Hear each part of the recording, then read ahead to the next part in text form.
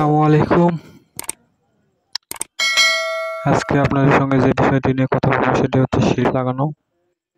সিঁড়িতে কিভাবে টাইলস লাগাতে হয়, কিভাবে কি করতে হয়, সেটা আজকে আপনাদের সঙ্গে ধরে তুলবো ইনশাআল্লাহ।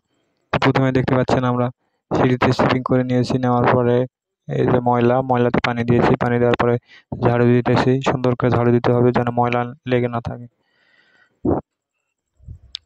তারপরে সুন্দর করে ঘোলা দিয়ে নেব। ঘোলা দেওয়ার পরে আমরা সিঁড়ির মেজারমেন্ট মাপ দিয়ে নেওয়ার পরে রাইজার কেটে নেব।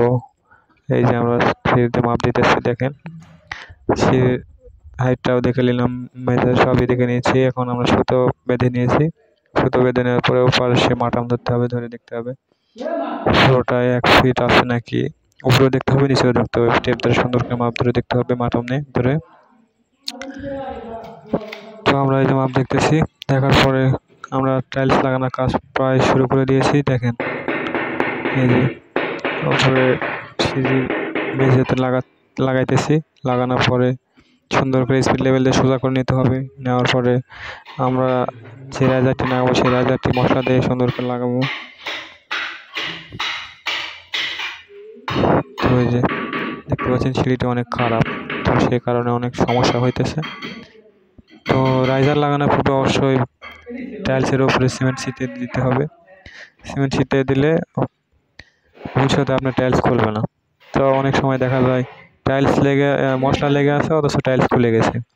তো আপনার যদি সিমেন্ট ছিটিয়ে দেওয়া হয়, কাঁচা সিমেন্ট বা খোলা যদি দেওয়া হয়, দেওয়ার পরে যদি মশলা নেওয়া হয়, তো তখন আপনার টাইলস খোলার কোনো সম্ভাবনা থাকবে না। তো প্রায় জায়গাতে দেখা যায় ওয়াল টাইলস বা মেঝের টাইলস তো খুলে না। ওয়াল টাইলসগুলো বিশেষ করে খুলে যায় বাথরুমের টাইলস। তো এই টাইলসগুলো লাগানোর পূর্বে অবশ্যই টাইলসের উপরে কাঁচা সিমেন্ট ছিটিয়ে দেওয়ার পরে যদি মশলা নেওয়া হয়, আজীবনও আপনার গ্যারান্টি থাকবে সেই টাইলস আর কখনো খুলবে না ইনশাআল্লাহ। তো মূলত যে কাজটি আমরা আজকে করতেছি সেটা হচ্ছে সিঁড়ি। তো সিঁড়ি ডিজাইন করে দিয়েছি। 2 সাইডে হচ্ছে আপনার অফ হোয়াইট আর মাঝখানে হচ্ছে পিঙ্ক কালার, যাকে বাংলা ভাষায় গোলাপি কালার। তো আমরা দুইটা মিস্ত্রি 2 জায়গায় কাজ করতেছি। আমি উপরে লেয়ারে, তো আরেকজন আছে সেটা নিচের লেয়ারে। তো প্রায় আমরা এখনো উপরে টাইলসগুলো বসিয়ে দিইনি, শুধুমাত্র সাইজ করে নিতেছি এখন। ও রাইজারগুলো লাগিয়ে নিচ্ছি। তো রাইজার লাগানো সব শেষ। এই যে আমরা এখন গলা দিয়ে বসিয়ে নিচ্ছি সব টাইলস। তো টাইলসগুলো সব উঠিয়ে নিয়েছি, নেওয়ার পরে সুন্দর করে মশলা সাইজ করার পরে গলা দিয়ে নিয়েছি। নেওয়ার পরে টাইলস আমরা ফিটিং করতেছি। তো প্রায় আমার সিঁড়ির কাজ সবগুলোই লাগানো শেষ।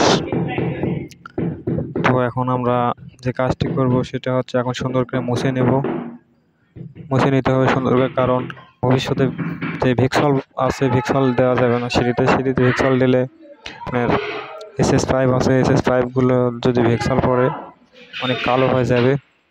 আর কালো হলে সেই কালো আর জীবনে উঠবে না। ভিক্সল অনেক খারাপ একটা জিনিস। এই ভিক্সল যদি কেউ যদি নেয়, তো আপনার যে গ্যাস বড়ি খাওয়ার আগে মারা যাবে। তো ইনশাআল্লাহ আমাদের কাজ শেষ। সিঁড়ির নিচে যে পার্কিং লাগানো হয়েছে, পার্কিংটাও সুন্দর। তো এখন দেখেন কাজ ফিনিশিং দেওয়ার পরে কিরকম লাগতেছে।